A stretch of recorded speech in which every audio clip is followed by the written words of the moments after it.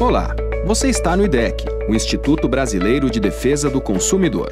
Nesta aula, vamos falar dos cuidados ao se contratar um plano de saúde. Nunca é demais lembrar que a proteção do consumidor é garantida na Constituição Federal. A favor dele estão ainda prerrogativas previstas nas leis dos planos de saúde, no Código de Defesa do Consumidor e no Estatuto do Idoso. Além disso, há resoluções da Agência Nacional de Saúde Suplementar que ajudam a legislar sobre o tema e que também reforçam os direitos. Vamos então ao tema desta aula de hoje. Antes de contratar um plano, é importante checar uma série de coisas. Qual é a rede assistencial credenciada? Qual a área de abrangência do plano? Que tipo de acomodação o plano cobre? E quais são as necessidades das pessoas que estão contratando? Vale checar também os valores. Quais são as cláusulas de reajuste?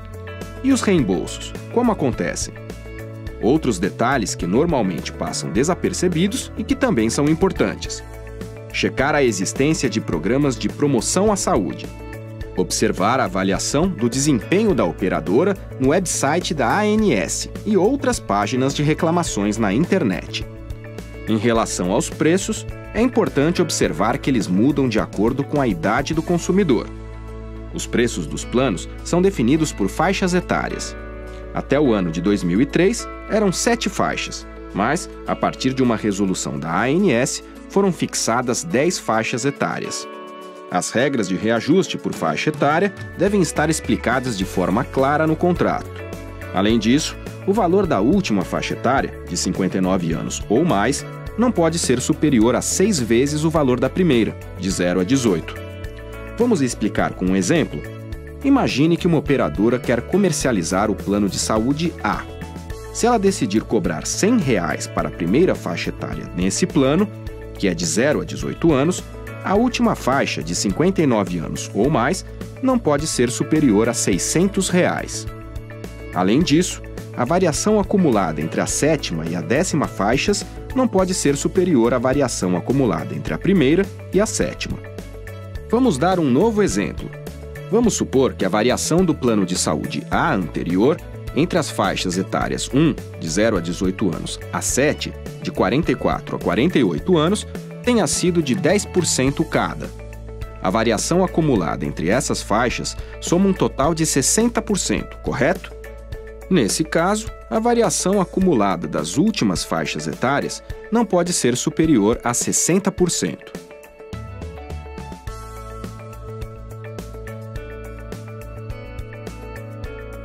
Lembramos que essas regras valem apenas para os contratos novos, celebrados a partir de 1º de janeiro de 2004. O Estatuto do Idoso não permite que as operadoras aumentem o preço para consumidores com mais de 60 anos. Por isso, a última faixa etária é de 59 anos ou mais. Para você que vai contratar um plano de saúde, vale a pena checar se existe coparticipação ou franquia, mecanismos chamados de fatores de moderação ou de regulação do uso. A coparticipação é quando o usuário paga um valor fixo, ou ainda parte do valor de determinado procedimento e a operadora outra. Se isso acontecer, o valor não pode ser tão alto a ponto de isso influenciar na livre escolha do consumidor ou impedir o seu acesso. Além disso, em nenhuma hipótese o consumidor deverá pagar o valor integral no procedimento.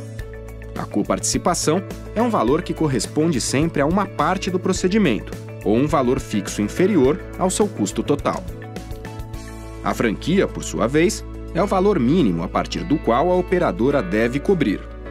Por exemplo, se um plano de saúde tem franquia de R$ 1.000, então a operadora só pode ser acionada para cobrir valores com tratamento acima desse valor.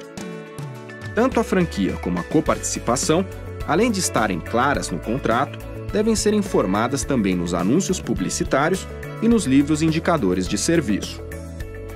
Pela lei dos planos de saúde, os consumidores têm direito à informação completa sobre o que consta no contrato e os serviços aos quais têm direito. Após feita a escolha do plano, é hora de fechar o contrato.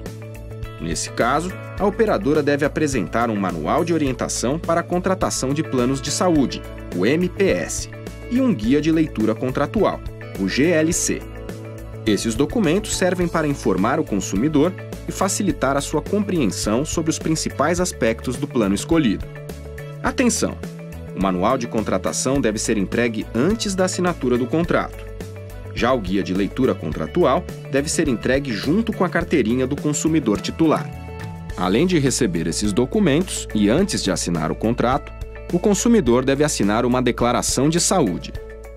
Junto com a declaração de saúde, a operadora do plano deve entregar uma carta de orientação ao beneficiário para ajudá-lo a preencher o documento.